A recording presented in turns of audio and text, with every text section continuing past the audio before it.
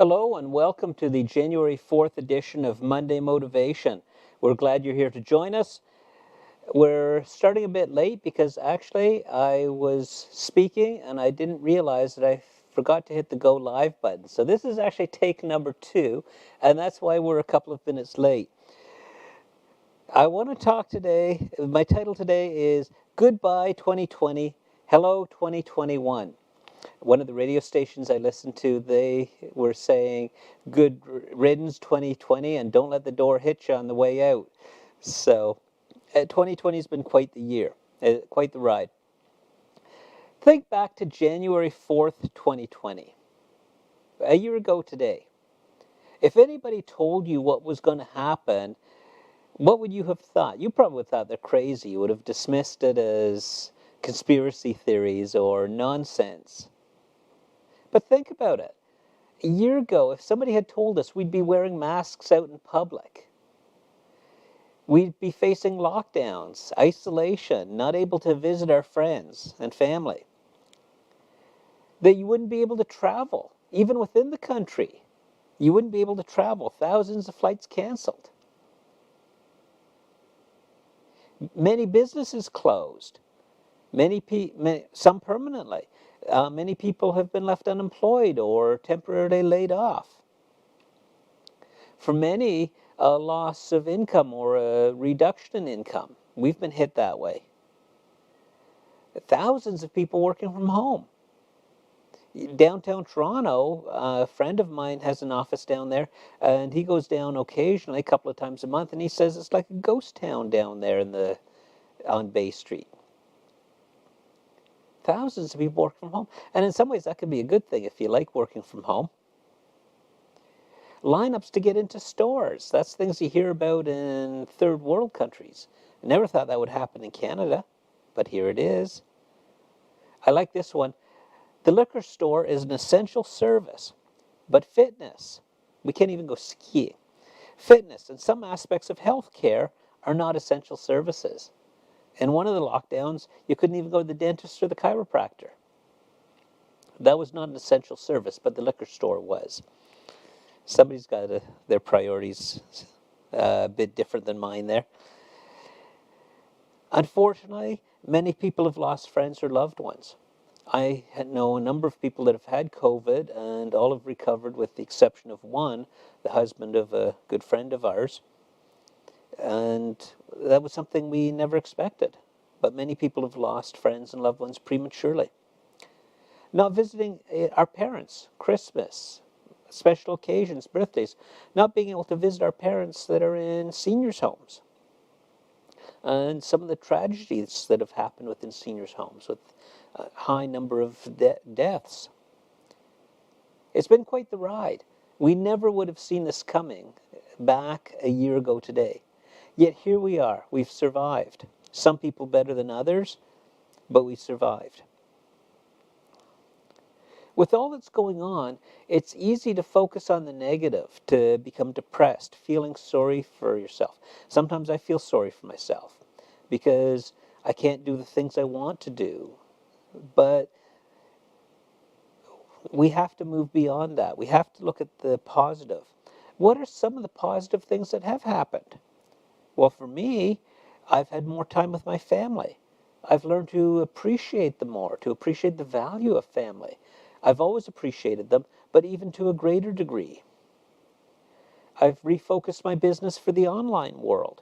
I do event production, and since live events are few and far between now, everything's gone online. I've had to refocus my business for the online world. I also do work with History Makers Academy. They would go around the world doing trainings. So you'd have your travel time, you'd have your flights, you'd have your hotel, but they would go all over the world doing these trainings. I help them take it online. So now they can offer an online training and capture people all over the world at a much lower cost. It gave me time to work on projects that were on the back burner for a few years. It gave me more time to read for self-development and also for, in my personal development as a Christian, a prayer and Bible study. What are some of the positive aspects that you have experienced? Those are some of my examples. What about you? Take a moment, think about it. What are some of the positive aspects that you have experienced in 2021?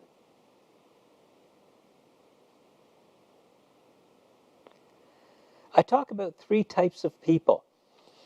There's the pessimist, the optimist, and one more. Well, the pessimist, we all know pessimists in our lives. Hopefully not too many, or we don't associate with them that much, otherwise they end up dragging us down. But the pessimist is somebody who always focuses on the negative. It's too hot, it's too cold out. They're never happy with the weather. They're never happy with their family. They're never happy with their financial situation. They're never happy with their job. Everything's negative, negative, negative, negative. That's the pessimist. Don't be that person. If you are, get help to work beyond that. Then there's the optimist, the person who always focuses on the positive, but by ignoring the negative, sometimes that is to their own detriment. I heard it described by one person, the ultimate optimist. They said somebody told them if they ever fell out a 24-story window, they'd be falling down in about 12th story. They would probably say, well, everything's good so far. The optimist is somebody who always focuses on the positive. Then the third category, the third type of person, which I like to talk about, and hopefully I fall into this category most of the time, and hopefully you do too, is the realist. Somebody who looks at the reality. They acknowledge the negative. They realize it's there, but they appreciate the positive, and they work to manage the negative circumstances to turn them into a positive, wherever that is possible. Acknowledge the negative, appreciate the positive, and work to manage negative circumstances and turn them into a positive.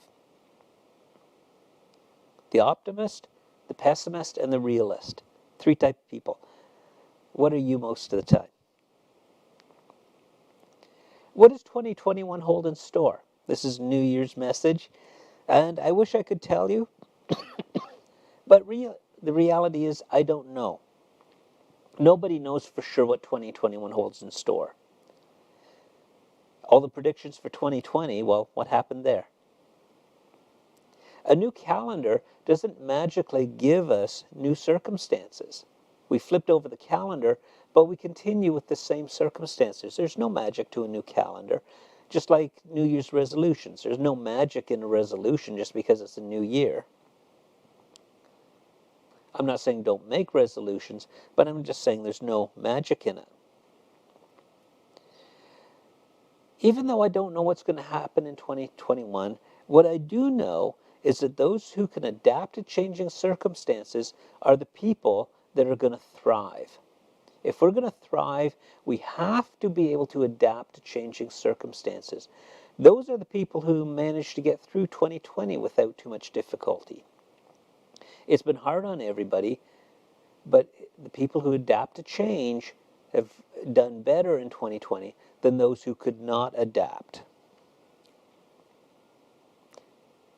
I have a lot of inner strength, and many of you do too, and we rely on our inner strength quite often, but there are times that we feel down, we get weary. With all that's going on, you just get tired, you get weary of it all. And for me, when that happens, that's when I turn to God, and I put my faith and my trust in Him, knowing that when my strength runs out, He will sustain me. It's promised in Scripture. In many places, but Psalm 55 verse 22. Cast your cares on Psalm 55:22. Cast your cares on the Lord, and He will sustain you. He will never let the righteous be shaken. As God's children, we can cast our cares on Him. He will sustain us. In my Bible reading this morning, I was reading Isaiah 46, and starting at verse 9, it says, I am God, and there is no other. I am God, there is none like me. I made known the end from the beginning, from ancient times to what is still to come. I say my purpose will stand, and I will do all that I please. With everything that's going on right now, God is not surprised. It didn't catch him off guard. In May or in March last year, when everybody was scrambling to figure out what's going on, God wasn't surprised. He knew. He knows the beginning from the end. He knows how everything's going to turn out. And through it all, he's promised to sustain us. So as I meditate on that scripture, it tells me that he's not surprised and that God will accomplish his purposes through these circumstances. I was listening a couple of weeks ago to a Christmas sermon, a church service that I was at, and even when Christ came, it was talking about the birth of Christ, the Christmas story. Much of the world was under Roman occupation, and they were a cruel, ruthless government in many cases. They ruled with an iron fist. The territories they occupied, you knew Rome, you were under Roman rule. And when Christ came, he came in those very difficult circumstances. And they were looking to him as a political leader to overcome the Romans, but that wasn't his purpose. He wasn't here to overthrow an earthly kingdom. He was here to bring in God's kingdom. And he did that in spite of the very, very difficult circumstances that they faced at the time. And same here. God has promised us that in spite of our circumstances, he is still in control. He will still accomplish his purposes. And when our inner strength runs out, that's where we can draw on his promises and his strength. My encouragement to you for 2021, right now, do it tonight. Make a list of the things you are thankful for in 2020. Even if it's just one item. If there's more, great. But even just one item. What are the things that you are thankful for in 2020? I gave you some of mine. My family. Appreciating the value of family. Refocusing my business. More time for reading and self-development. But what are some of yours? And then take time to think of one change you can make in your life that will have a positive impact. Okay, I'm not going to call it a New Year's resolution. You can call it that if you want. But what's one change in your life that you can make that will have a positive impact? Write it down. Get a pen and paper right now. While you're listening to me, write it down. What is one change that you can make that will have a positive impact? And then what are the steps that you are going to take to make that change happen? Just like turning of a calendar doesn't bring any magic, just because you want change doesn't magically make it happen. Write down what are the steps that you are going to do to make it happen.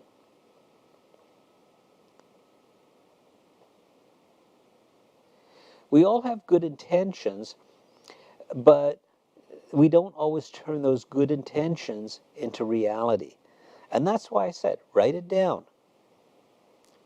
Write down the steps to accomplish it. We're going to talk more about this in the coming weeks. How do we turn good intentions into reality? But those are the first two steps I'm giving you right now. Also want to mention, I do trainings with History Makers Academy. I'm one of their trainers, and they have January 15th to 17th. It's being offered online, Your Next Level. It's actually their level 2 training. The level 1 is not a prerequisite. You can just take the level 2 only. It's January 15th to 17th. I'll put a link in the comments, or if you have any questions, reach out to me. And it focuses on closing the gap between dreams, ideas, and vision to actual, tangible realization.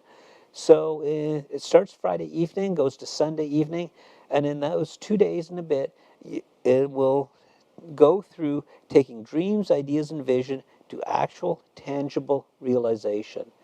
If you struggle with that, or if you want to get better at taking your ideas and making them become reality, taking your good intentions, making them become reality, this would be an excellent training to go through. I'm not one of the speakers at the training, but I will be attending myself, so I would see you there.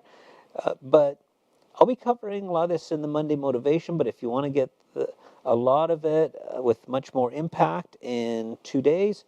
Seriously, take a look at that. January 15th to 17th. Link will be in the comments. That's the History Makers Academy. So I want to wish you all the best for 2021. Best wishes, prayers. We do pray for you guys. And anytime you want to discuss ideas, if you need help, if you're struggling, feel free to reach out to us. We'd love to connect. We do have our social media. We're on Facebook. We're on YouTube. Subscribe to our channel, like our Facebook page. Also, our website is www.monday-motivation.ca. It's there on the screen. Go to our website. You can get past editions. You can subscribe to our mailing list, where you'll get the Monday Motivation delivered right to your inbox, your mailbox. It also has a feedback form if you want to share information with us privately. If you want to reach out privately, use our feedback form. So have a great week, and we look forward to seeing you next week. We go live Monday evenings at 8 p.m. We'll see you next week on Monday Motivation. Have a great week.